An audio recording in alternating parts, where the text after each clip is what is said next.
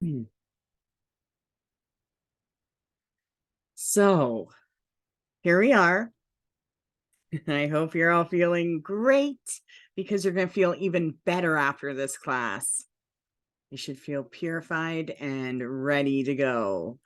So, exorcisms, that's what we're here to talk about tonight. And before we get into all of the things that I want to teach, I do want to talk a little bit about it because it's crossed my path many times. Okay. And when I first started my journey as a professional reader, and I had my first store, Crystal Dreams and Magical Themes, I was really tested by some of the spirits that crossed my path. And I had everything from negative people with negative attachments, negative spirits. I even had uh like full-blown exorcisms. So I learned about exorcisms quite early on my path. Since I've been on the East Coast, not so much. Okay. West Coast, I mean, lots of exorcisms. And one of my best-selling products on my website and Etsy store is my hex breaker, my exorcism bath. Um, so to me, we live in a world where there's negatives and there's positives, right? We have negative spirits and positive spirits and angels and demons. So, a lot of people will say to me, well, witches don't believe in the devil or demons. So why do you have run devil, run candles? Okay. Why do you have exorcism baths? Why do you do that? What is it about? And so I do want to talk about that a little bit. And one thing is no, I don't believe in the devil. I don't believe in Satan, and I don't believe in any gods that they have. So to me, Satan and Lucifer and the devil is a religion's God, right? It's a religious God. It's not mine. I don't believe in it. But in reality, we live in this world where many people believe in it. So a lot of times people will want your help as a witch, as a mystic, as a house blesser.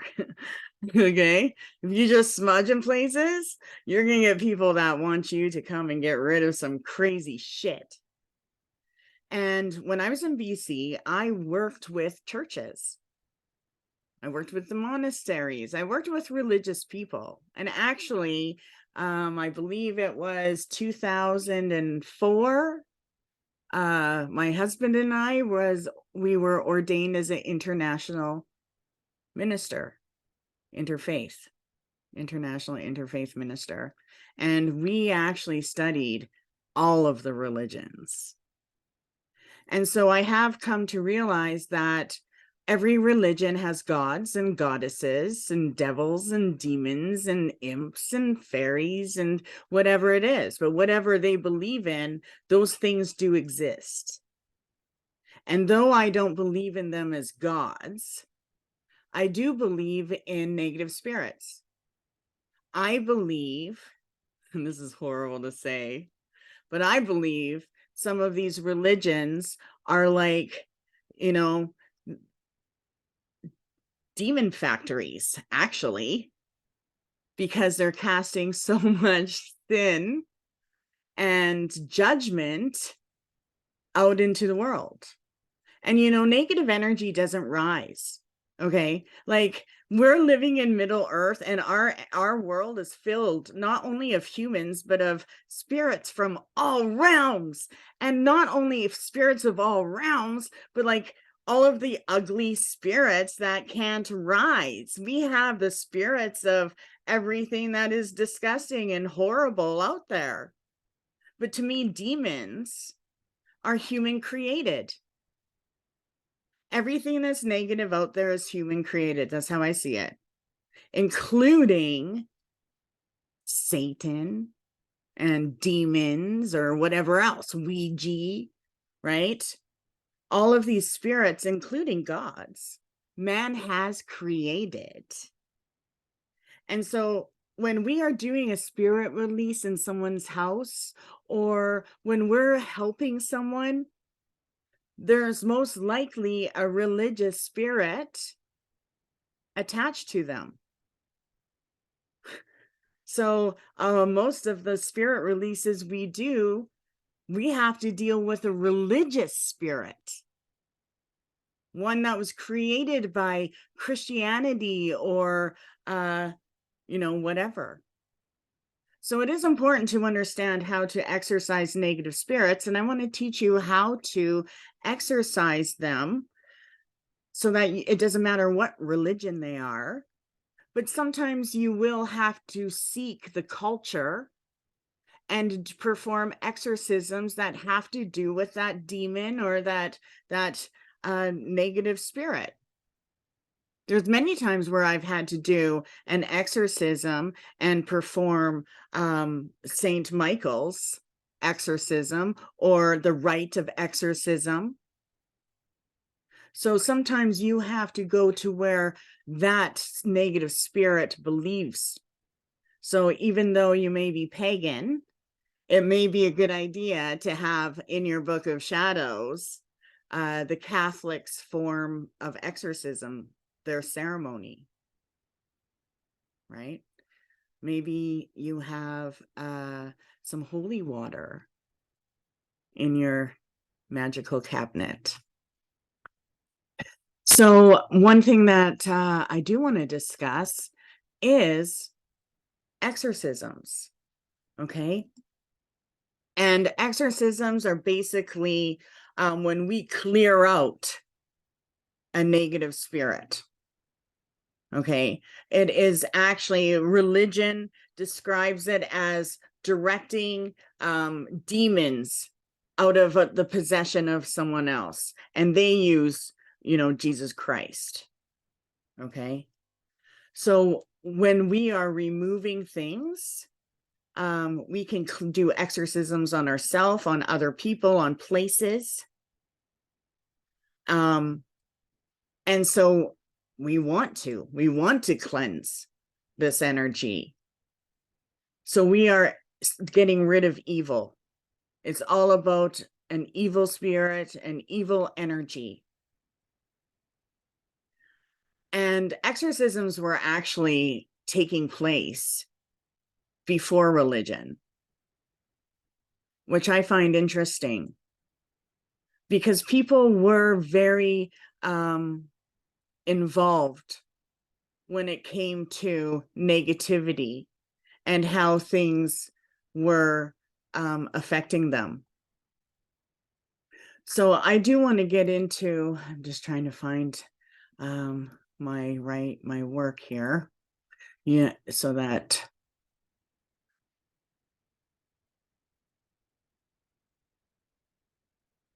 I can go into what I want.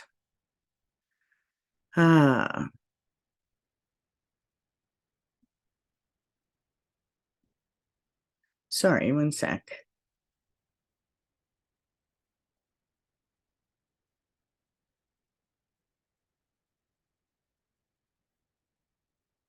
Darn it.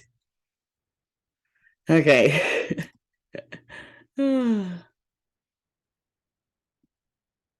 Maybe this is it.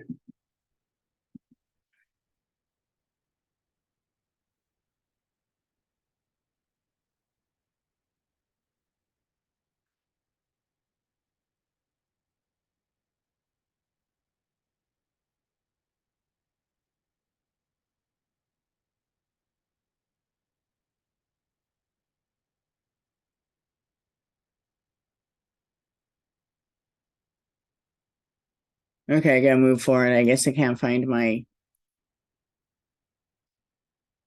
work. Let's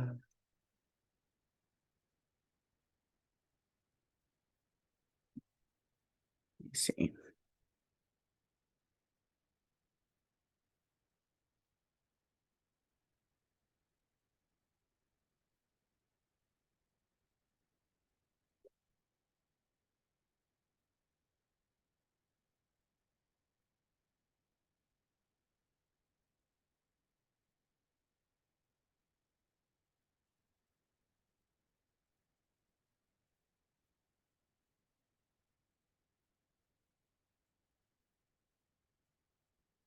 Oh, sorry, one sec. Okay. Oh my gosh. Okay, there we go. Sorry. Oh my God, that was the scariest thing I ever just experienced. Oh, let's get back to it. Okay. Sorry. Oh, that was so scary. Okay. So, so not only do we want to understand different spirits, because there are different spirits and these spirits are created from the mind or from the spirit. We do want to learn how to take care of them. So one thing that's really important is you cannot be intimidated by negative spirits. Okay. And trust me, when I'm going to a space, I'm always like ready for that, that freak out. I love doing spirit releases. Usually when I do them, or I'm going to someone's house to get rid of negative energy, um, I like to take other people. I usually take a group or a class, and I don't go by myself. So always take someone if you're doing a house cleansing or if you're doing a banishing or an exorcism. Now, banishing and exorcisms are pretty much the same thing, except exorcism is getting rid of a possession. Okay. And there's many ways to tell if somebody is going through experiencing a possession or if their place is being haunted by spirits. So you do kind of want to know the difference. Okay. And which is what I'm going to teach you. So number one, it doesn't matter how evil it is, it's still created from somebody's mind. So don't be intimidated. Know yourself. And it is super important to carry protection, which we're going to talk about ways that we can do this. But let's understand a little bit about it. So most people experience some kind of emotional disturbance, or sometimes we experience physical illnesses, or our mind starts to work against us. And many times, if we are carrying a lot inside, things will grow. And as we become frustrated, so does the spirit within us. And lots of people have actually already gone through uh, an exorcism or has experienced some kind of possession, because possession by spirits happen more than we think. They can come in and out, and they can attach. Okay. And spirit possession can actually take place at any age. Have you ever experienced one of those creepy toddlers? I have to laugh at that because my husband says that he thinks little kids are creepy when they all. So, but off topic again. So you can experience spirit possession at any age. It doesn't matter if it's a child, elder person, or an adult. And it actually has nothing to do with gender, nothing to do with educational levels or social status. A rich bitch can get possessed too. Okay, Friday nights are fun. So spirit attachment can happen to anyone. And it's often caused by many things, especially when we are feeling like our life is going wrong or things are going wrong. But there are some symptoms, and these are some of the symptoms that you want to really take a look at, because these symptoms are also symptoms of negative spirit and negative energy. Maybe you suffer from chronic fatigue. Okay. Chronic fatigue, I get that. Okay, when I do too many readings, I can get like almost paralyzed where I don't want to move. And if I do, it's like every single atom in my body hurts. Okay. So I do lots of purification baths, especially if I do lots of readings. So chronic fatigue is a symptom.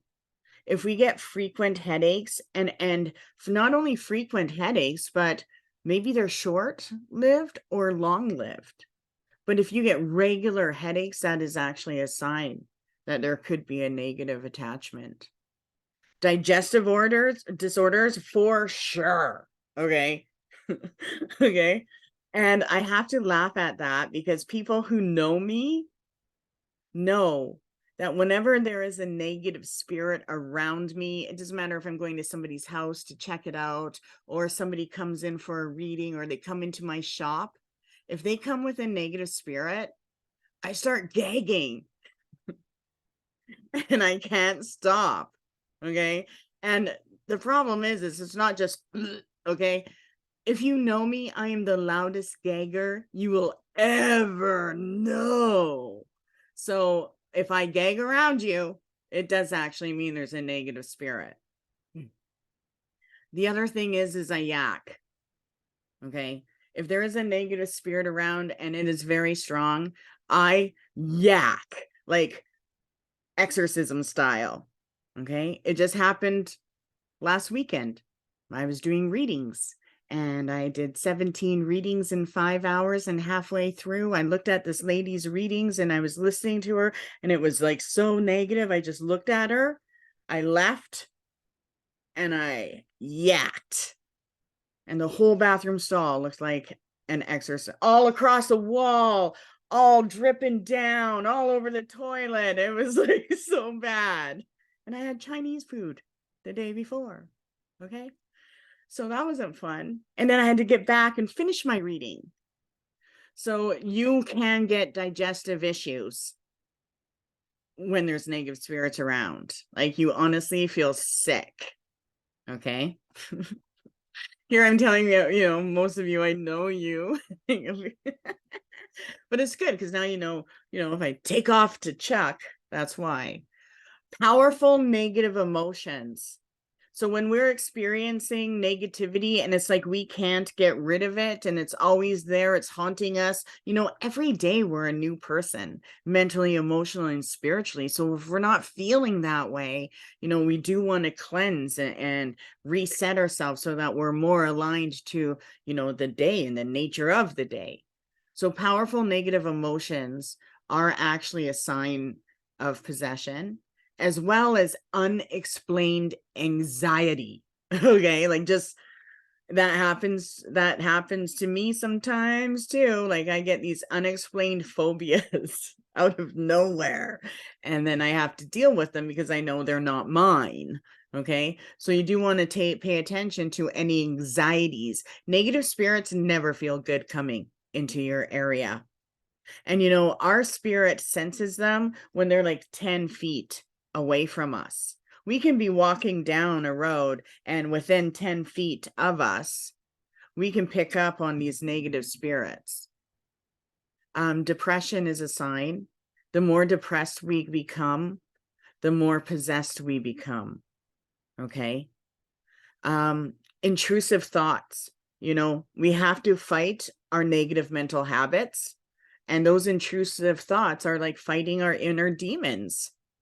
And we have to do that until they start giving us good thoughts. Okay. It took me years. Mood swings, like sharp mood swings. That is a sign where it just comes out of nowhere. We've all experienced that. We've all felt that buildup. Sleep problems, okay, especially from 3 to 4 a.m. That's known as the demon hour. You wake up and you eat at 3 a.m., you're feeding your demon. When you wake up at 3 a.m. to have sex, you're having sex. Your demon is having sex. It's true. 3 to 4 is when our demons become active. So if you do wake up and it's repetitive, 3 to 4, you want to make sure you do a cleansing or a purification or angelica bath. Of course, suicidal thoughts, most suicidal thoughts that come are demons. There are these spiritual energies that are putting that within us. Weight problems and eating disorders can be as well, right? That is also digestive problems, addictions. I mean, if you know somebody with serious addictions and you listen to their hallucinations, you know they're connected to something fucked up. Pardon my language, but addictions attract demons and negative energies. Again, with the weight problems and the eating disorders, there's a month where we do magic to protect ourselves from the spirit of hunger, right? Hunger just wants you to eat because they're feeding off of you, right? When we become alienated, or if we feel lonely and separated, that can attract spirit.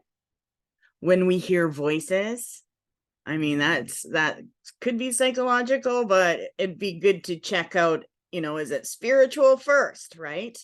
I had many times I've had police have me look at checking people out to see if it was truly spiritual or if they thought it was psychological. Mental illnesses sometimes can be a possession, or it becomes an attachment later on as it gets worse. One sign that I know, when you're always cold. If you're always cold and you can't shake it, that is a sign of a negative energy and possession around you. Okay. If we have concentration difficulties, that's a sign. Or we feel presence around us. Okay.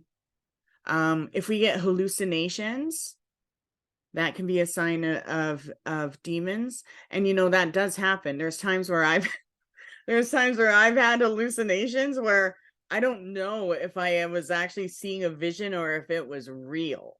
Okay. Sometimes not feeling like yourself, of course, that's a sign. Or if we feel internal vibrations that are just kind of weird and off. Personality disorders, of course, that will attract negative spirit. You think you have one or two, and then all of a sudden a month later there's 30, right? Relationship problems actually will attract demons. Think about how many people have lost love because of possession and being negative and turning, into the world of resentment or whatever. And unusual skin sensations can also be a sign. Okay. So those are symptoms of spirit attachment. And it's almost like, oh, well, that's almost like every other symptom in the world. No, I'm just kidding. But those are signs. And I often ask people, like, if they do feel like there is some kind of spiritual attachment, or if they have a haunted house, I ask them, well, do you experience any symptoms from this entity? Okay. And there's a lot of reasons why these spirits want to attach. First off, energy is like energy. So clusters are created, right?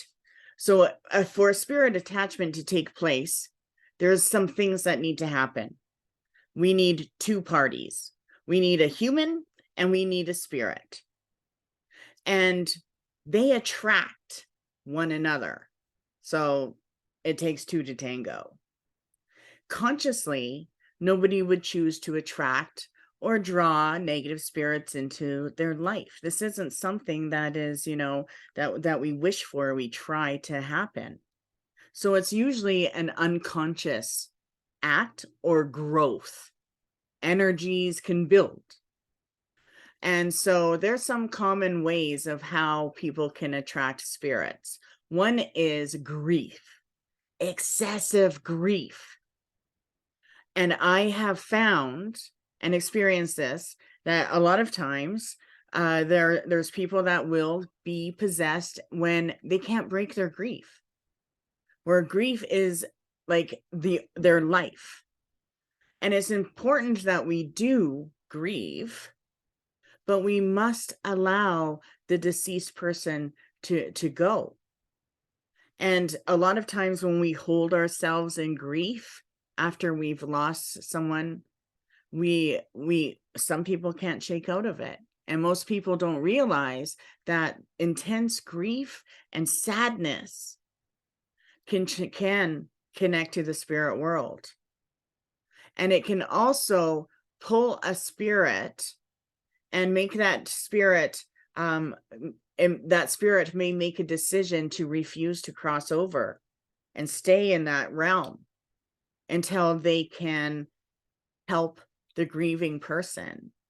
And then all of a sudden that spirit can't go until, there's a portal of power for them, either the veil or their birthday or the day they died. So because of that, other spirits will sooner or later attach, and the energies will turn against us. So grief and despair will not allow the soul to leave the world of the living, right? And usually the spirit doesn't actually transform into the spirit world for about 3 months our time. So it's not like you're not allowed to grieve a loved one, but 3 months time, our time, is usually the soul's transformation. So if there's 3 months and there's major despair, that departing spirit may not feel like they can go. And it could be dangerous for them because now they're in this world, but in the spirit world, middle world spirit. And the spirit becomes torn. So as soon as the spirit becomes torn, where they don't want to leave or they're questioning that, their spirit level and vibration has dropped, right? So now they can't actually pass over into the light until something becomes better, right? Every soul is given an appropriate time before they departure. Okay, it's not like the shows where it's like, I only have this much time and the light is coming to get me, right? But if we don't let them pass on the other side, then, they're no longer able to depart under their own power, but through the power of nature. Okay. Now, a spirit who has decided not to pass to go through the other side will most likely return to the family that they've left behind. And the spirit will eventually attach themselves to the members of the household. And then once they reside there, they actually draw energy from them. So many times we can be possessed by family and friends and those that we loved. Or if they left and they're devastated and they don't want to go, we can feel their grief and loss. And the spirit attach themselves to our energy, or we attach ourselves to their energy. And finally, when we, the human, realizes that this is happening, sometimes it's too late to actually free our connection. We have to do an exorcism or cut the cords, because now the spirit has become part of us. There's a spirit possession that's taking place. Okay. So spirits feed off of energy, and they feed off the energy they're attracted to. And some of them are like vampire style where they like actually feed our energy, but even our family possessions that are connected to us, they feed off of our energy, but they're not like biting us like vampire energies could. But they do still take on our energy. We're not in our own field. We're in our field and the spirit world. And sometimes, like when I'm in the spirit world, it's hard to disattach. Can you imagine if you don't even know you're still attached to somebody that lived in your home 250 years ago? So spirits feed off of our energy, and they're also attracted to our energy. Like attracts like. The better you are, the nicer you are, the better the spirits around you, right? Same with our negative emotions. So most people attract spirits when they're experiencing powerful energies, whether those powerful energies are negative emotions during stress or traumatic events, or maybe we're dealing with illness. Think about illness and how difficult it is to fight that. Well, because as soon as we're ill, we're fighting spirit of illness, right? And a lot of times our illness is connected to our body, mind, and spirit in some way, in a negative way, right? There's something there. It's dis-ease. So we do want to relieve ourselves. And the same with people who were raised in an abusive environment, okay? Or they're currently in an abusive relationship where there's no love, right? They are more susceptible to attracting spirits because this loveless environment or this abuse or this trauma, or often the entire family is suffering this negative energy and attracting spirits. There's like a large percentage of people who know or they don't know. They can identify themselves as victims now or victims from the past. And they've all experienced a feeling of powerless. As soon as we feel powerless, we are susceptible to some kind of spirit attachment. As soon as we blame others, as soon as we feel sorry for ourselves, as soon as we go into a dark place, we can attract. Okay? I can go into a dark place in my house. My house is my energy. I know nothing's coming in because I protect it. But we can also attract it. And that's one reason why it's good for us to keep our place protected so that no evil can enter, even if it's attached itself to us, when we're out getting grocery store stuff, they can't come in. The other thing with the addiction thing I wanted to go in, if a person is addicted to anything, okay, whether it's drugs, alcohol, porn, work, while they're living, the spirits will be attracted to whatever it is we're addicted to. Okay?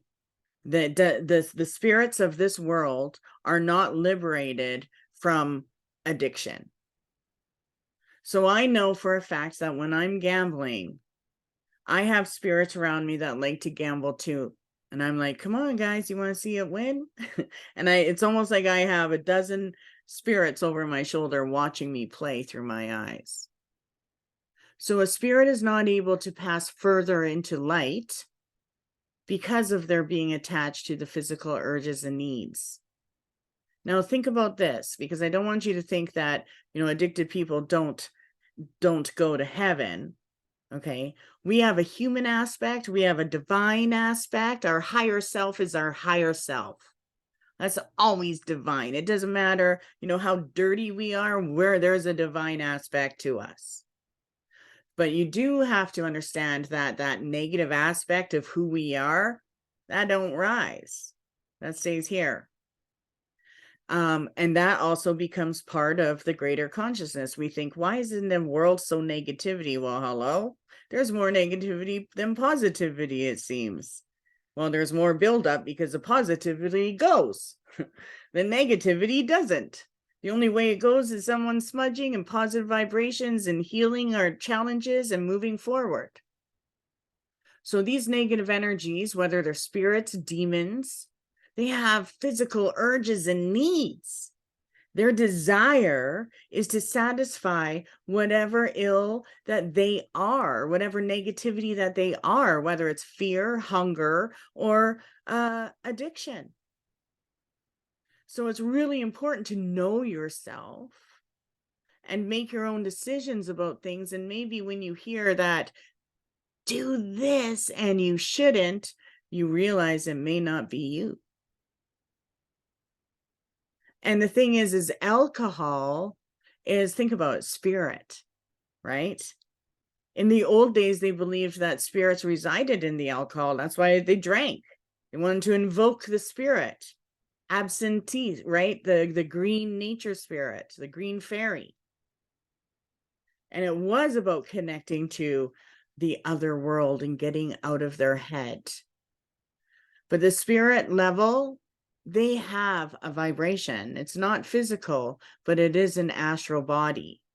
So every spirit that comes into our realm has an astral body, and they will have some kind of desire. Good spirits desire to do good things, give us strength and symbols and healing and love. Negative spirits just want their own thing. But for a spirit to find another living person, they have to match that vibration. Okay, so the more negative you are going to attract them. Even if we don't have ghosts, ghosts can attach themselves to anyone, right? Think about an abandoned house, all of a sudden it's a ghost party 3 years later. And that place is creepy, and it is creepy. That's what happens, right? They want their space. But they are constantly seeking what they're in this realm for. And it's kind of creepy to think that.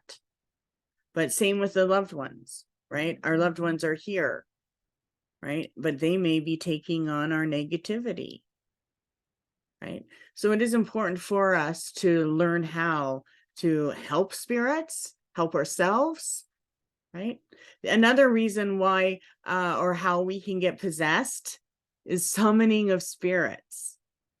Okay, summoning spirits, we've heard of people playing the spirit boards. If you don't know what you're doing, you are, no matter what you're doing spiritually, you're attracting spirits. When you pull an oracle card, there's probably every spirit on the block in every household right there in the room, right? So summoning spirits can end up possessing people who have participated in any time of spirit summoning or beckoning games. I know that. I know that as soon as I connect to somebody and their spirit, I have a connection to that spirit. I can think about the person and I'll tear up, right? Any spirit we connect to will always have a connection to. That astral connection, that highway that is always there. We can connect to that spirit more than once.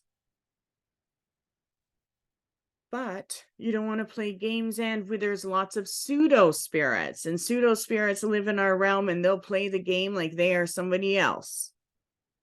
So using your psychic pathways, and whether you see the spirit, hear the spirit, and feel it, and there's more than one way it makes sense. You can use that as confirmation.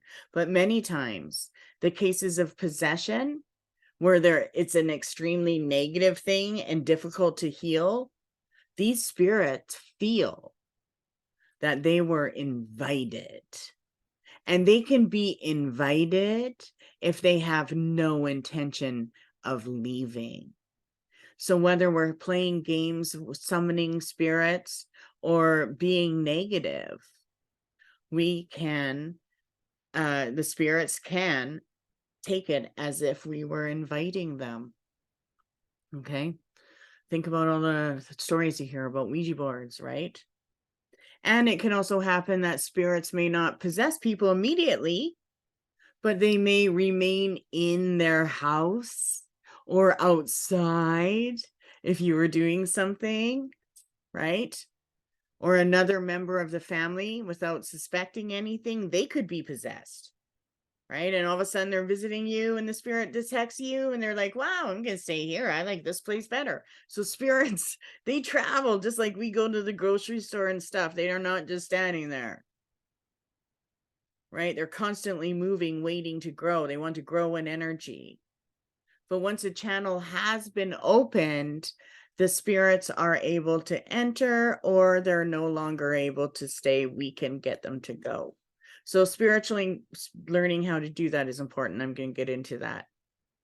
Another thing is spiritual practices.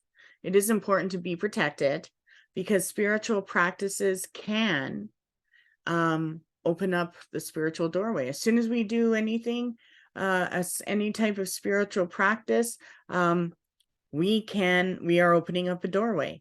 Whether there's a possession with a person you're doing a healing with, or they're coming at you because you're shining light, right? Now, the brighter you are, the less the spirit is going to come around you. They don't like bright light. They like the darkness. So more positive you are, the more unlikely you are to have a negative spirit. But when we are speeding up our spiritual development or we're working on our psychic abilities, spirit will want to communicate, spirits in this realm. So you do want to make sure, depending on what you're practicing, you are protected. Okay. Haunted houses, of course. Think of haunted houses, you think of this ghost, right? But many times the house is about ghosts that want to attach themselves permanently to people. And a lot of times they don't want the people to leave the house. They want the people in the house because they're sap sucking them, right? They're sleeping on their energy. They're sucking their energy with a straw when they're sleeping, right? And that's why when people are living in haunted houses, they become lethargic or quick-tempered, or, their relationships get all rocky, many of those things that I talked about, or they'll become physically ill. So negative symptoms, again, will come in. And the other thing is illness and surgery, okay? Or spirits will seek to draw energy from people when they're weak, or when we're sick, or when we're tired, or if we're not getting our sleep, right? So people who are short of energy. And sometimes, why are they drawn to that when they want energy? Well, sometimes they want a body, right? So spirit possession can be spirits attached to you in your vicinity, but they can also want your body. And there's many times where if they jump into your body, they can cast your spirit out and you're the ghost and someone's living in your body. And that has happened. I truly believe that, and that's scary. So spirits can actually enter us. They can enter us if our chakras are imbalanced and not working properly, right?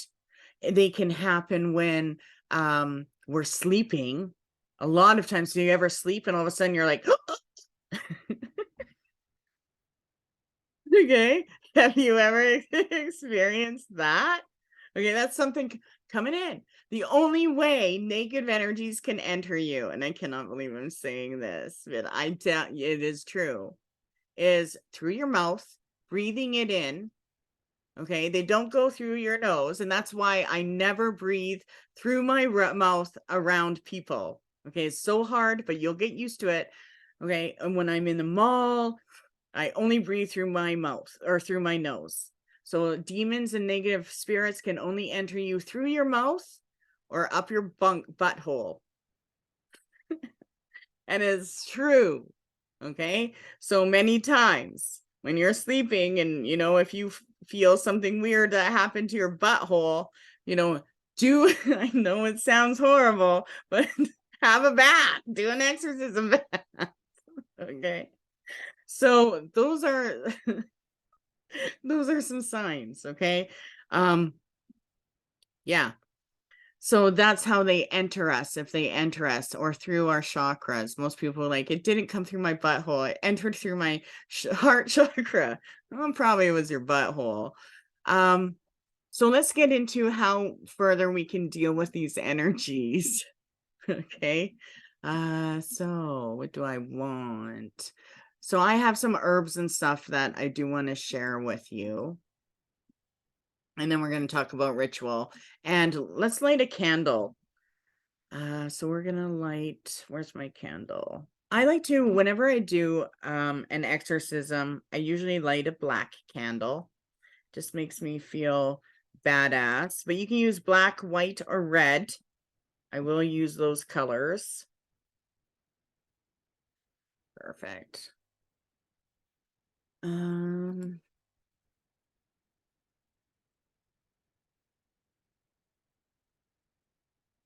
Now, you can also do spirit releases like from a distance. You don't have to be there. So if you can't, you can successfully remove spirits with what I'm going to teach you. So a couple of different things. There is the rite of exorcism. And the rite of exorcism is religious, but it is connecting to, it is the prayer to Saint Michael the Archangel. When I do exorcisms, I do a few different things, and I do like the Archangel one. This, I am going to give you a copy of a couple different rites that you can do. But for me, my connection to Archangel Michael is a little different than the religious aspect of Archangel Michael. But I find that Archangel Michael is connected to almost every culture nowadays. It's like a lot of different cultures embraced him. So if you are going to use Archangel Michael, and you'll see all of his pictures, statues, he's beating Satan, right? So he is one to call upon when we're dealing with negative spirits. And he was known as a god in the ancient times, and that's one reason why I like to use him. So Archangel Michael, I've had connections to a few times with my magic and spirituality. When we call Archangel Michael, we use the color red. So I like to use a red candle to represent him. The season to use him is in the summertime. So if you're doing spirit releases, try doing a spirit release or cleansing by using this prayer. Light a candle in your home. It doesn't have to be red. White is an all-purpose. And do this. Listen to it or say it. And then let your candle burn down and see how it influences your home. And whenever we do this, the portals of power are 3 days.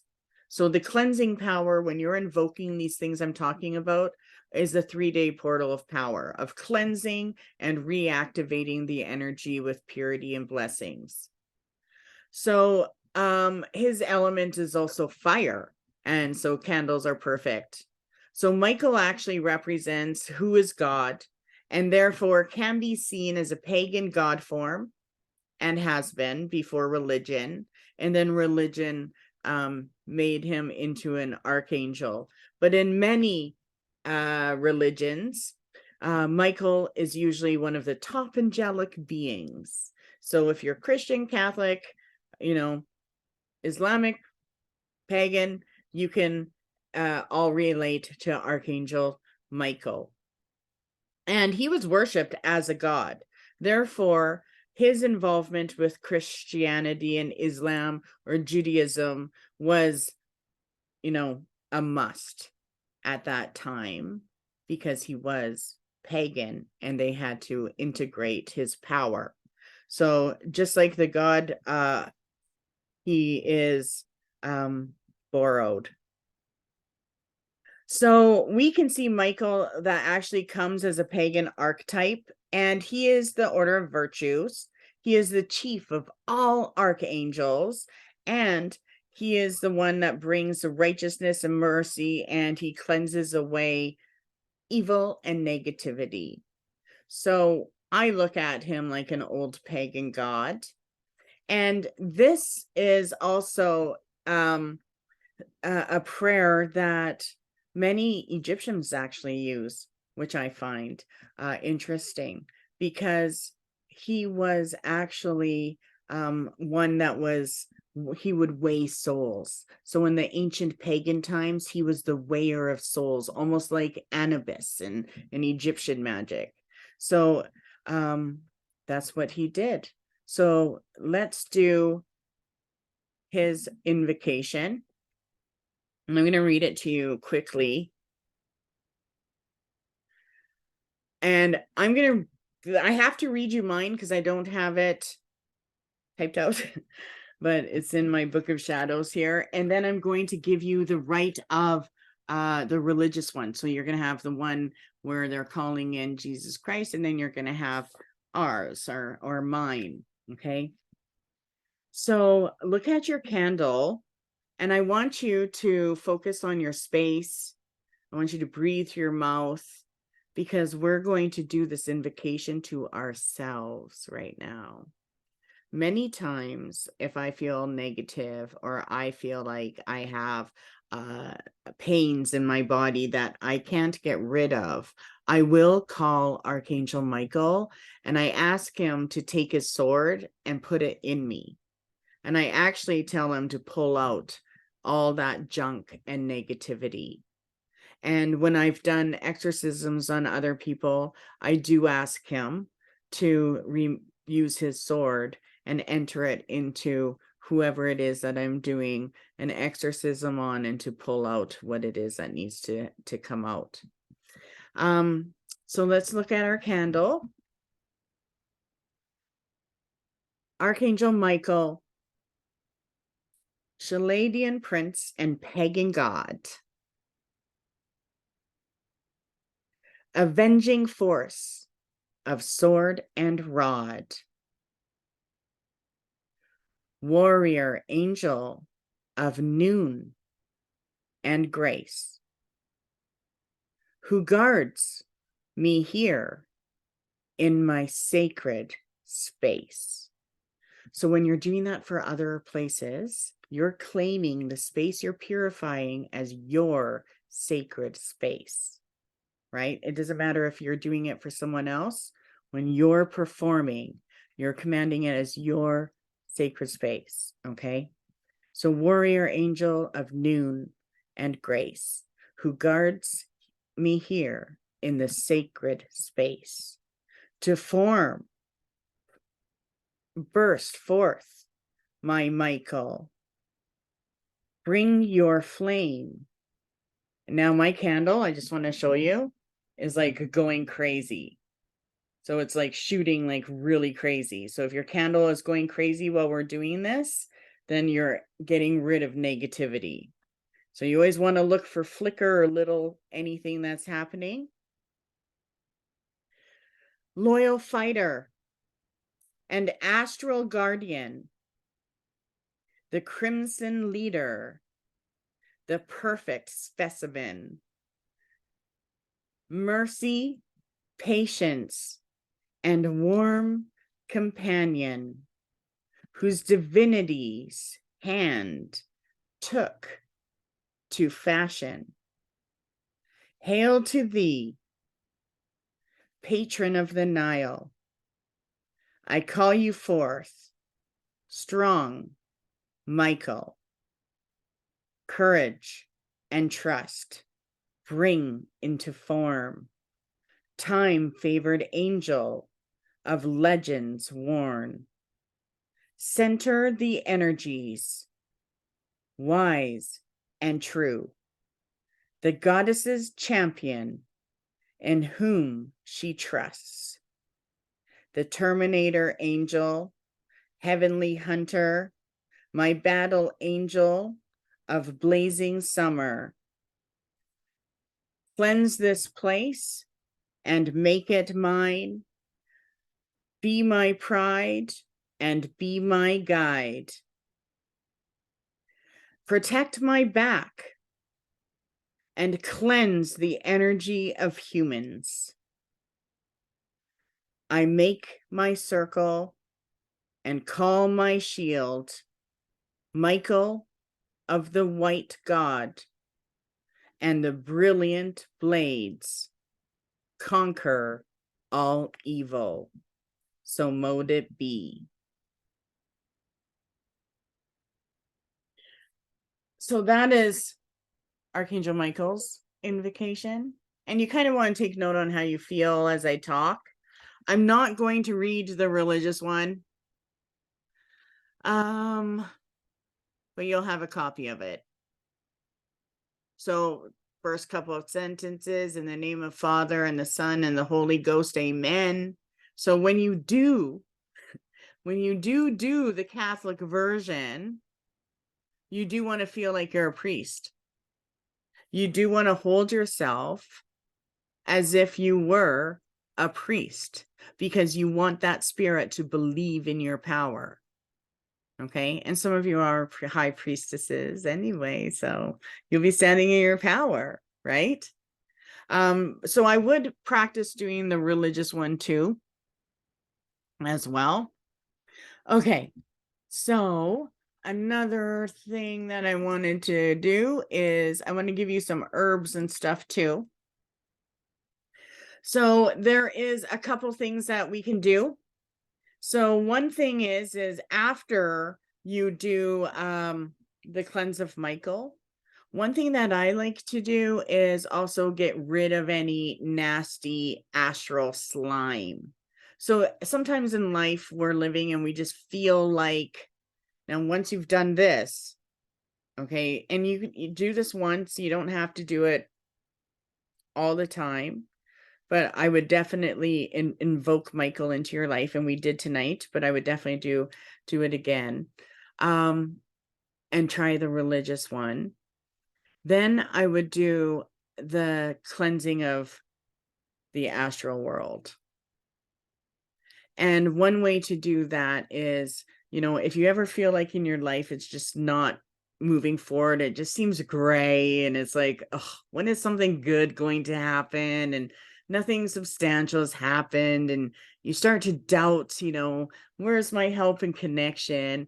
So whenever we get that yucky, nasty feel, okay, where we're just not getting that high, it is important for you to visit water.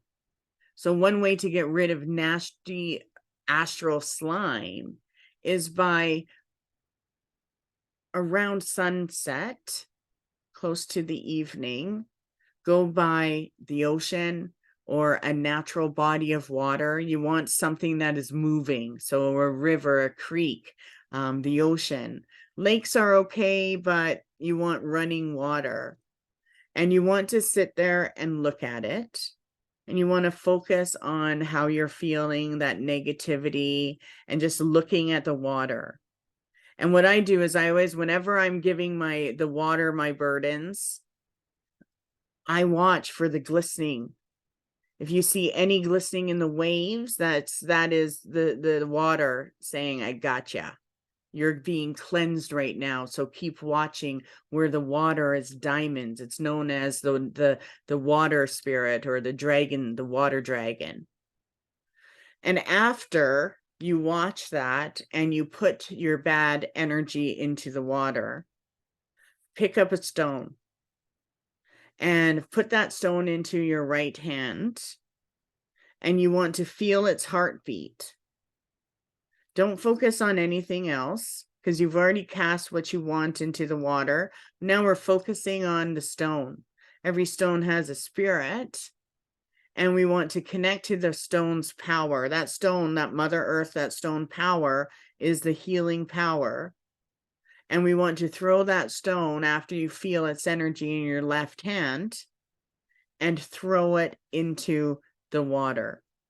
Now, if you are picking up an energy on someone else and you know it's their energy, and it's like, I need to get their energy off of me, you can hold the stone and you can put another person's energy into it. But you really got to focus on their face, and you want to wait until you actually feel another change in the stone. Okay, so charge it with the left hand, then you put it into the right hand and think about that person's face, right? Right, left hand is the stone's energy, right hand is your energy. And put your emotions into it. You can tell the stone, this needs to be healed. And I usually would say, you can say something like, I release this astral energy. All darkness, which is not mine. I let go of all that may have harmed me. My aura is bright. All negativity is released from me, body, mind, and spirit. And I am charmed. And as soon as you say that, throw it into the water and watch what happens.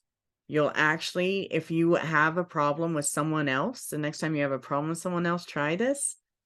You'll actually find that those bad feelings from that person will go away.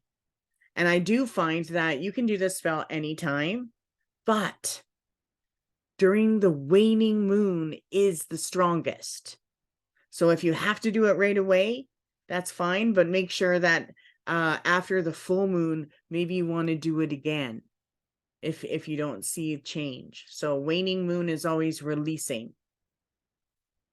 Another time is if you feel that energy is still there, you can actually do a cleanse.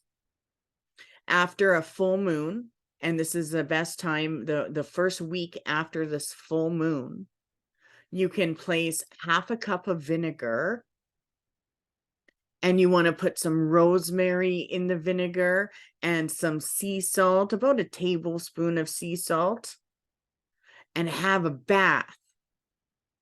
That is a really good exorcism bath. Yes, half a cup of vinegar. It's not going to burn. So if you do vinegar, rosemary, and sea salt, and light a candle, and surround yourself with light, or just soak into that warmth, that is actually something that will heal you astrologically, and it will leave your body through all your pores. So that's a traditional exorcism bath, or astral cleansing bath, you can call it. If you want to get rid of a room of evil, so say like, a fight breaks through, or you feel like one room is, evil or whatever, cinnamon, just light cinnamon. You can light a cinnamon stick, or you can do cinnamon incense or grounded cinnamon on charcoal. It's amazing. And you need to put this energy, the incense, the cinnamon stick, in the center of the room. And then you want to look northeast. So you want to go between the north and the east, northeast, and say, earth and air, purify to good, blow away evil. And then you want to draw a pentagram in the smoke and walk to the southeast corner. So you go to the next one and you say, air and fire, blow away evil, burn away pain. And I like to do that if you feel like you're fighting body pain. Air and fire. So southeast corner, light some cinnamon, blow away evil and burn away pain. And you can do the next one. So we want to do fire and water, southwest, burn away pain, wash away fear. And that's how we will banish fear. And then go back to west and north. So west and north, water and earth, wash away fear. Bury all negativity and purify it to good. And then you want to go to the center of the room, and you want to say, as above, so below. So mote it be.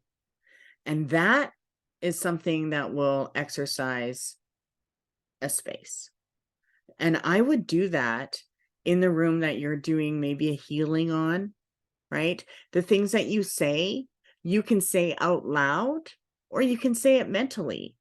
You don't have to. When you're doing a healing for someone and there's a lot of negative energy and they don't know how to get rid of it, and you say, well, I'm going to do a simple protection before I do a healing on you, do that with the cinnamon. And the thing about cinnamon is cinnamon is not something that, will offend anyone. You have to always be very careful with what you're burning because, there's been times where I've burnt stuff and people come in here and they're like, "Whoa." Right. And I'm like, "I'm sorry, but I had to do this." Right. But if you're doing actual healings where people are spending time with you, cinnamon is something that isn't going to be offensive or get people that are asthmatic or allergic to stuff, right? It's pretty good to use. Now, if you want to cleanse a home of negative energy, right? Um, you can again use cinnamon, but sometimes we need to cleanse the house of negative energy because there's imprints in there. Maybe there's spirits in there. Maybe someone passed away or they fought sickness. Sometimes if the whole family's been sick, well, you want to cleanse it, right? As soon as I have a sickness and I'm done, you want to cleanse it, right? And burning sage is always good, right? But I like to light a candle. So burn a little sage or cinnamon or exorcism blend, which I'm going to give you, light a candle, make sure the candle doesn't tip over, and then close the door into the room that you're in. And you do want to go to all four corners of the house. I like to put sprinkle salt. Salt in the corners, each doorway, all the windows. You can use white salt or black salt. The herbs that I like to burn for exorcism, and I sell it. So make a blend, and it is something that you can sell. Purifying, exorcism, hex breaking. Rosemary is great. Basil, lavender.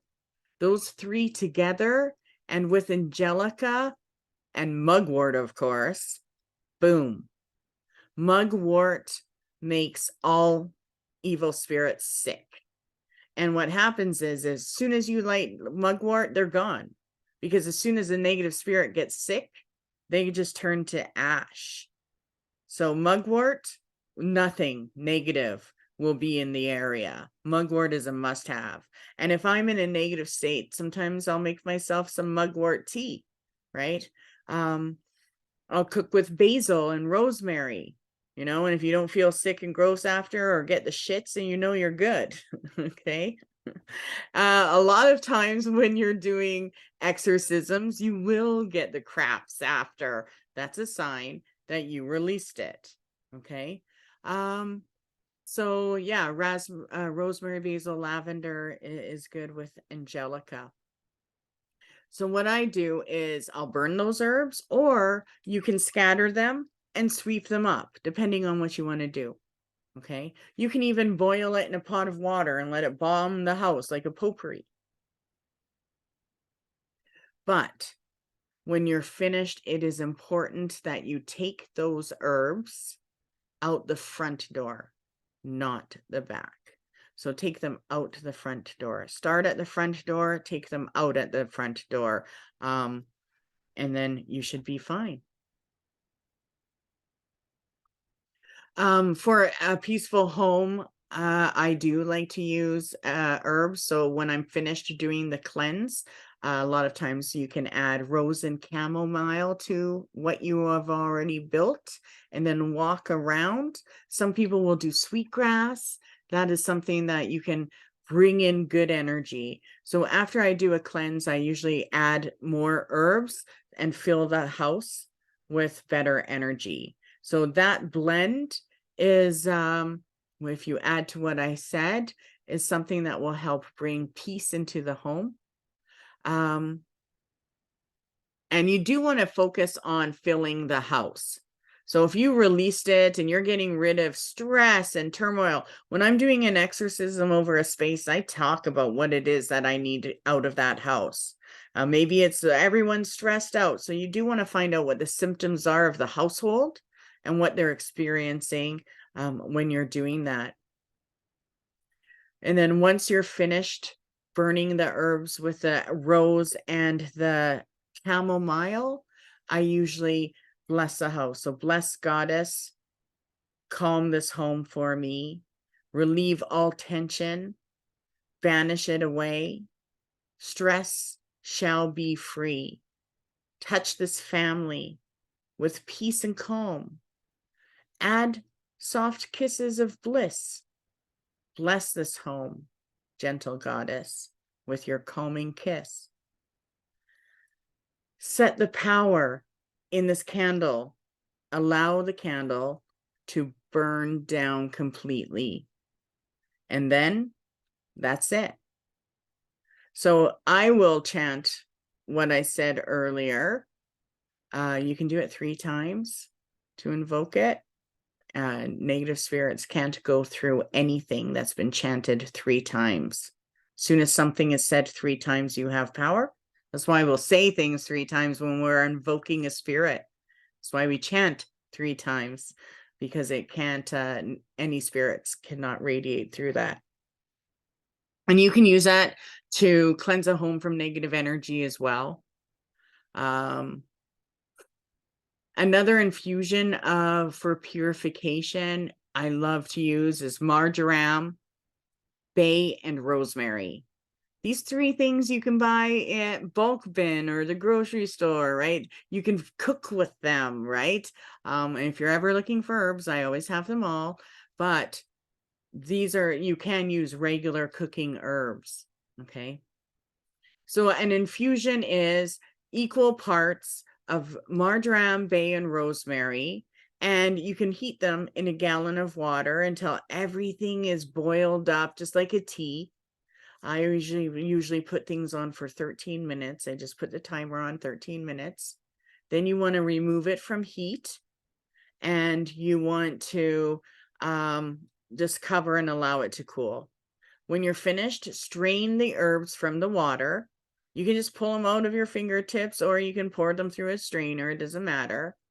But you want to use the water, and you can sprinkle it through the house, or you can put it in a spray bottle. And what you want to do is, if you move around the house in a clockwise direction, like you cast a circle, and you're visualizing or saying, I banish evil and negativity. This is my will, so mote it be. You just spray around the house. It smells nice. You can do it inside and then or outside. But if you do that, make sure that you spray down the drains. I always make sure you do the drains in the sinks, and the whole house will be cleansed. It's done. It will remove all negative energies. You can also spray it above people. You can use that and burn it as an incense and smudge people, and that energy will get out of them. But when you're using these herbs to get rid of people's energies and their possessions, it's important that you start at the back first, because that's the entrance point. So always cleanse them with your herbs back, and then you want to do the front and seal it up. Okay. So you can rid yourself of these energies. You can do that to other people's energies, and you can do it to other areas. Whenever I'm doing exorcism on other people, I usually focus on one of the chakras. And what I do is I'll use my pendulum, go down their back, and see where the pendulum kind of twists. And you'll know what I mean when I do that. I'll pull around one of them, and I'll use that chakra, and that's where I'll start.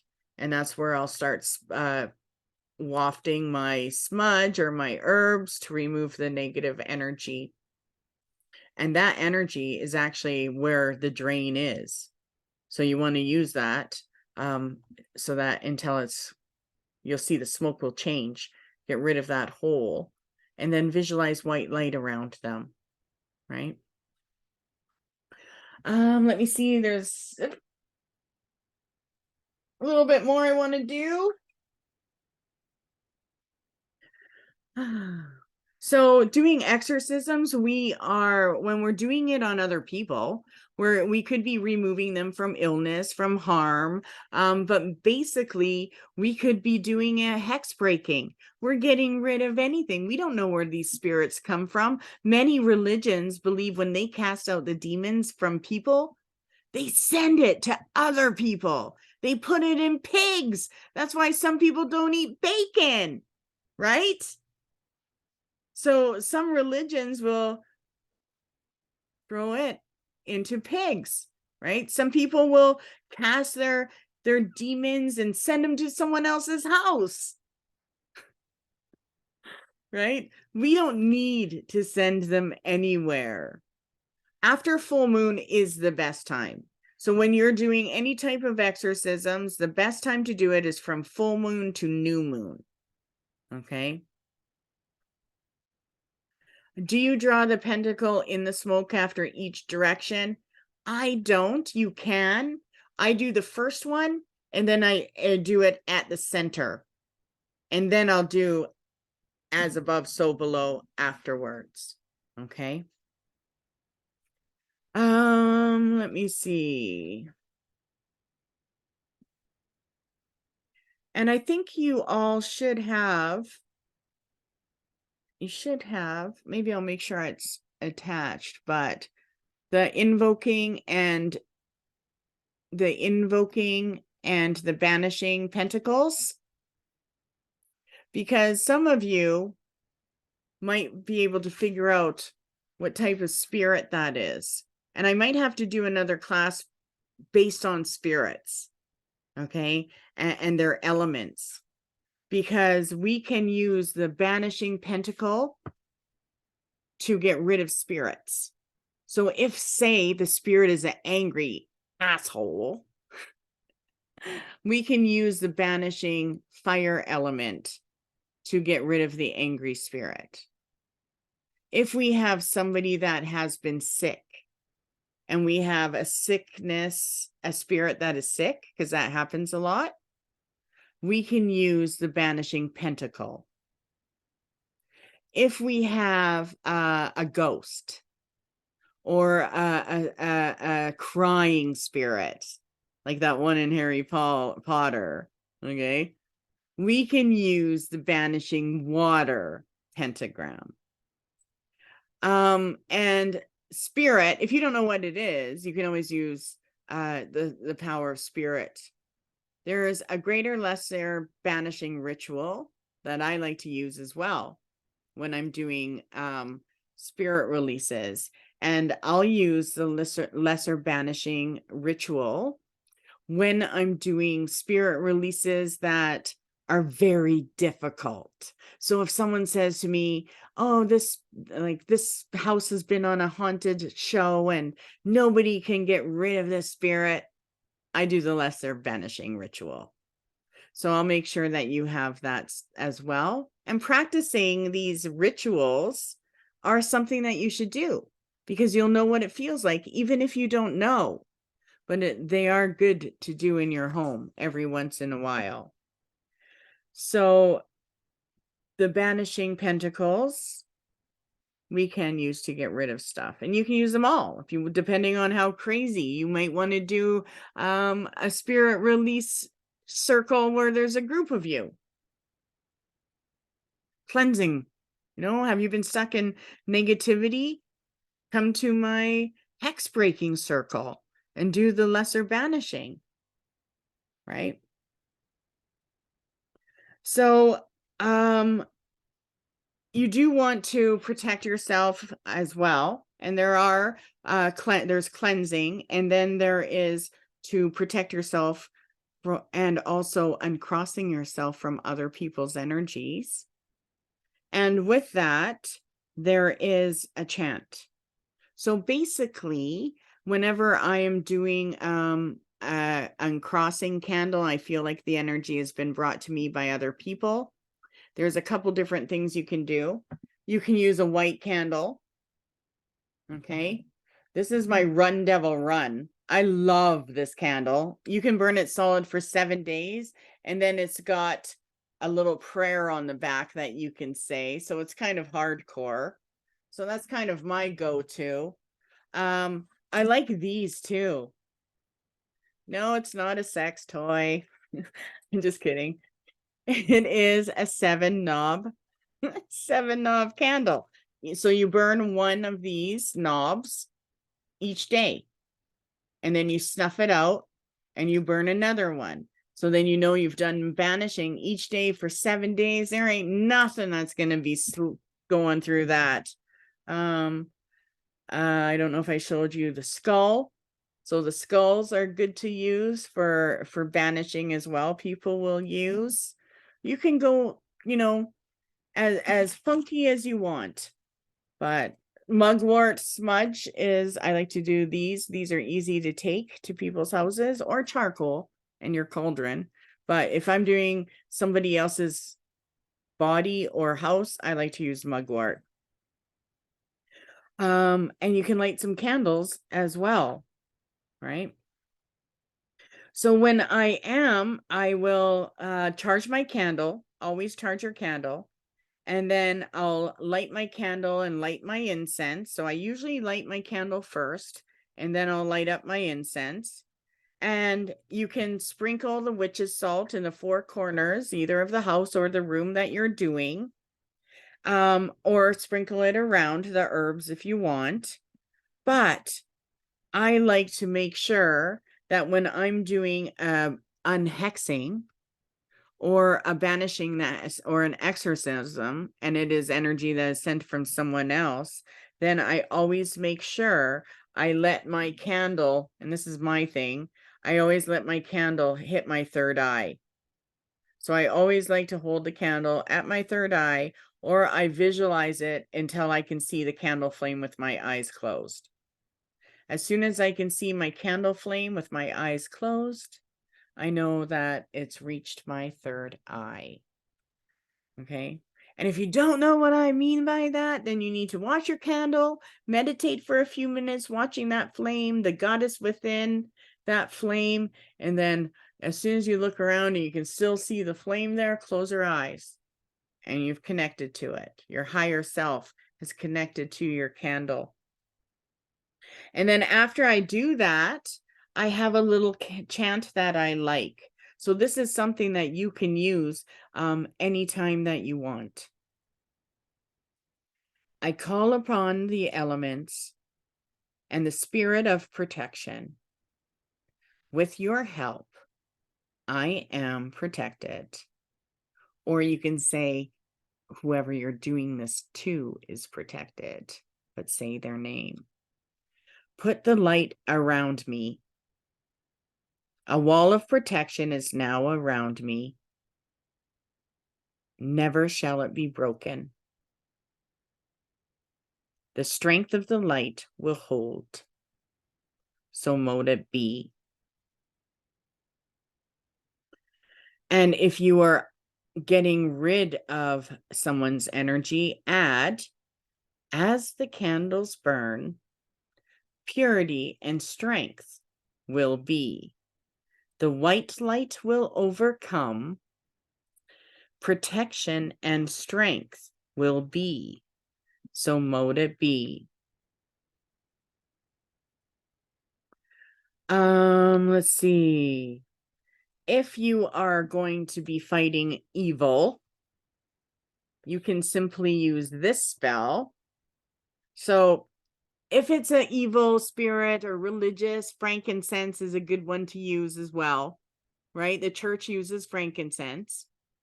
So I like to use frankincense if it's religious, or sometimes I'll go into a place and I smell frankincense, or before I go to do a spirit release, I'll smell frankincense in my own house and I'll be like, okay, I gotta take frankincense. Oh, my candle is just going crazy right now. So it's breaking something. Okay. So if you are going against evil, I like to do black or white candles. Black candles will draw the spirit closer to you. So some people don't like that, but I like to feel the presence and release it. White candles will keep you totally protected and the spirit at a distance. Okay. So you pick what you want to do. And light the incense, light your candles. Think of purity. Think of the universal power of protection. And say, white light of purity, surround me or someone else, and protect us or them. May truth and strength be overcome. Protect, protect, protect. May the white light surround and protect. All evil is bound, so may it be. And that is it. Or you can say, I banish all negative forms. I return all evil. I break the chains and stop all evil. With the power I invoke, this is what I say. So mote it be. So find one that you would like out of what we've gone through, and or write your own. Here's another one. With this ritual, I cleanse away all evil. I cleanse away all negative thoughts. The power of evil is removed. As I burn my candle, this solution and evil will go. Negativity be gone. All powers of evil are removed. So mote it be.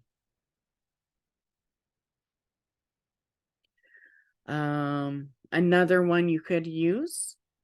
As the candle burns, so do all the jinxes. None of them remain. All are gone. So mote it be.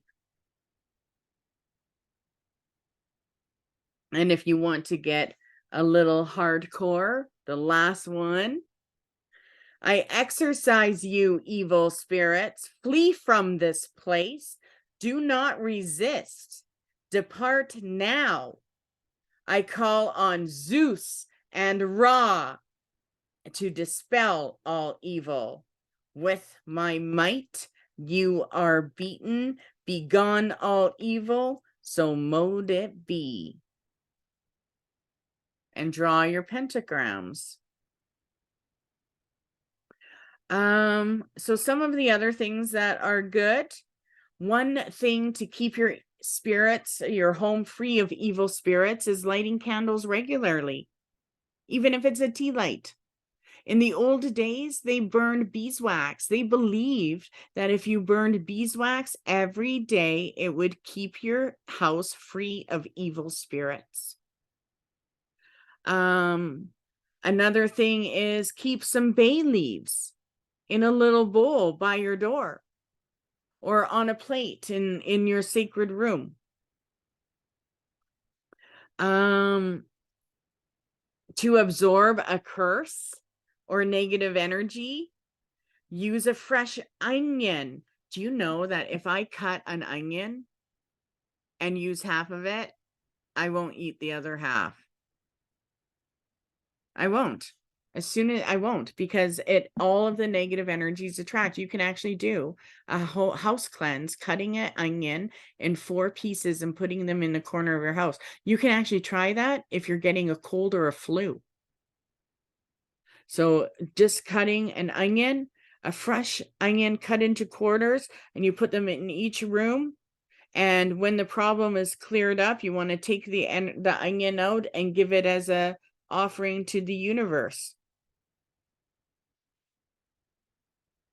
You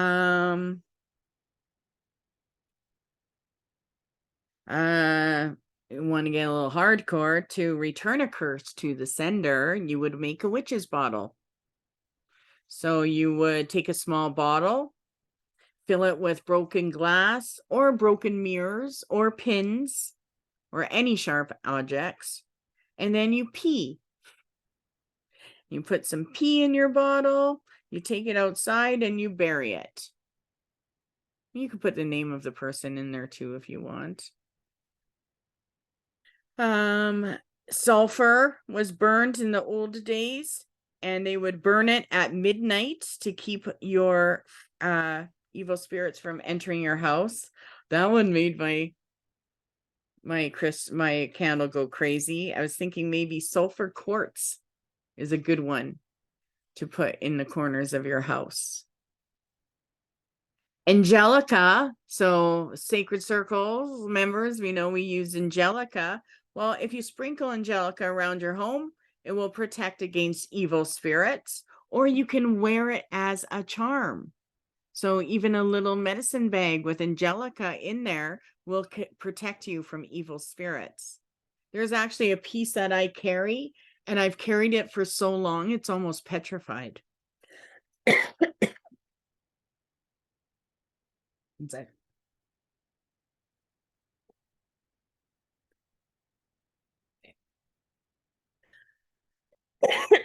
Pardon me. Bay leaves, protection against black witchcraft.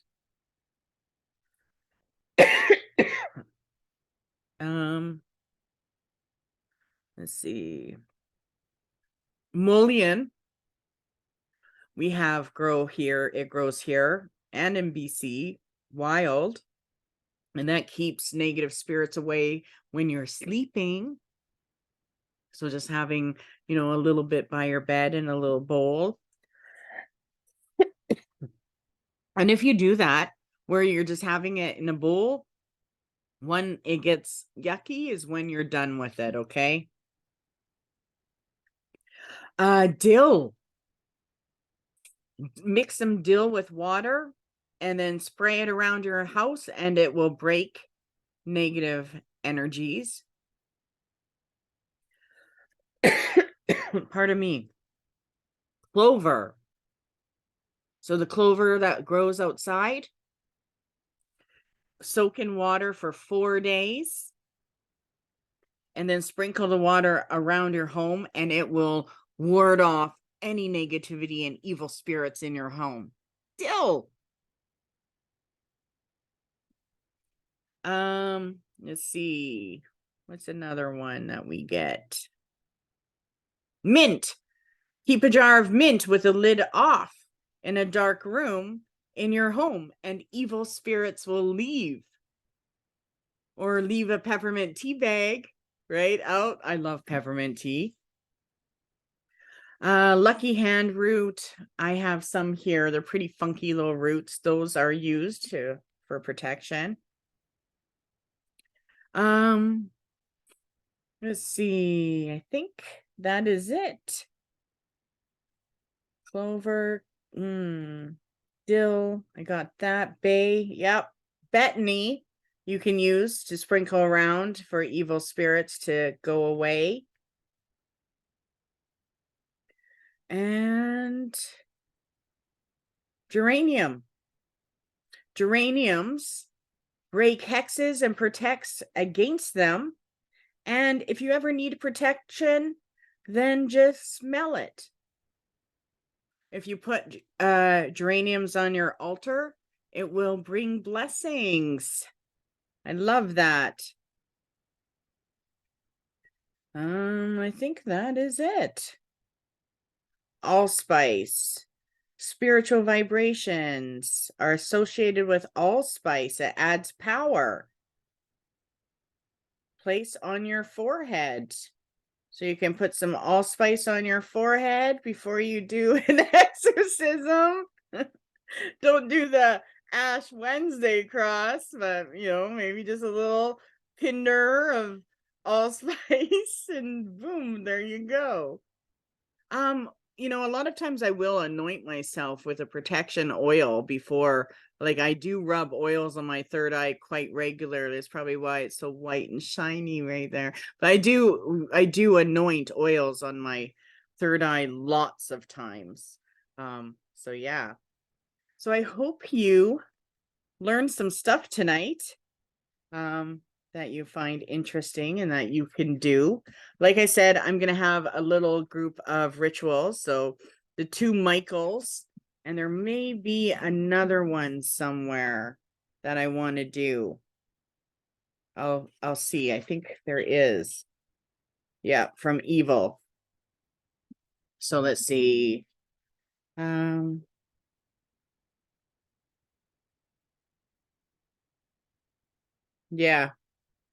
I'm not going to read these out loud, but I will send them to you. Sometimes I don't want to read the religious stuff. It just, but they are good to have in your collection. So we'll do that. Let's do some cards on how you are. Do you feel like you've been exercised?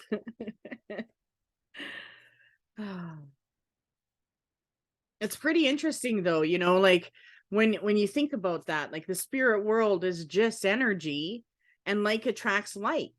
So, when we are like a magnet, right? When we're walking around, things are attracted to us.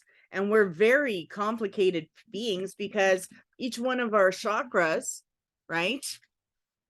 They all have its own mind and consciousness, and if one is all upset, maybe your heart's upset and or your throat's upset, we can attract more energy. So it is good to get into habit of keeping yourself clean, spiritually, mentally, and emotionally. And when we do exorcisms, the thing about exorcisms is you're not just spiritually cleansing yourself, you're getting yourself on all levels, not just mentally, emotionally, and spiritually, but you're exercising the spirit world that you're connected to with as well. So all of a sudden you get that fresh and clean, and you'll get people, I find when I'm doing my readings and stuff, sometimes I get clusters, right? All of a sudden I'll get a cluster of people that all lost their husbands, or I'll get a cluster of people and it's like all of a sudden I got 2 weeks solid and I attracted 4 different people, and everyone has someone that committed suicide. So you'll notice when cluster energy comes to you, and when, even though you're helping people, you may also want to get rid of that energy after you're done, so it doesn't linger and attract more and more people, right? Be like, enough of that. So I'm pulling some cards here, 3 cards on your abilities to cleanse, to do a cleansing. And the full moon, you want to do a cleansing right after the full moon. So right now we're in a receiving mode. So wait until after the full moon and you'll be fine. So what do we get for our cleansing powers? Psychic abilities. Okay, so as soon as we go to cleanse, look at that third eye, our higher self wants our space to be purified. The other thing is our spirit guides come. I got the spirit guide, and I forgot to mention that whenever we are purifying ourselves or others or a situation or a place, right? Sometimes we have to even exercise water, right? If someone's got bad water, you could exercise it. There's a water exorcism ritual in one of my classes, and their water might become good drinking water, right?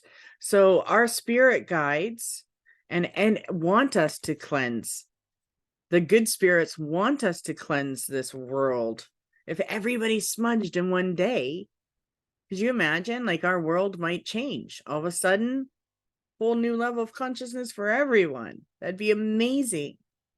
Can you imagine if hate didn't exist? People just didn't think that way. It wasn't a thing. I mean, that might have happened one day in the past. And the other one is well-being. So our power in this realm is more powerful than the spirit world. We want to cleanse for our well-being, for others. And every time we banish a negative energy, right, we're helping the whole world. So I hope you enjoyed this class. Does anyone have any questions?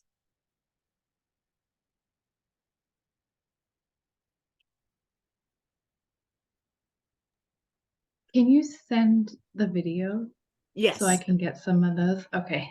So what I'm going to do is everyone's going to get a replay of this. You also get an exorcism certificate that you've done it.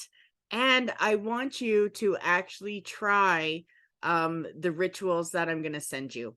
So I know tonight was a big discussion about it all, but do it. And I'll put the little collection together.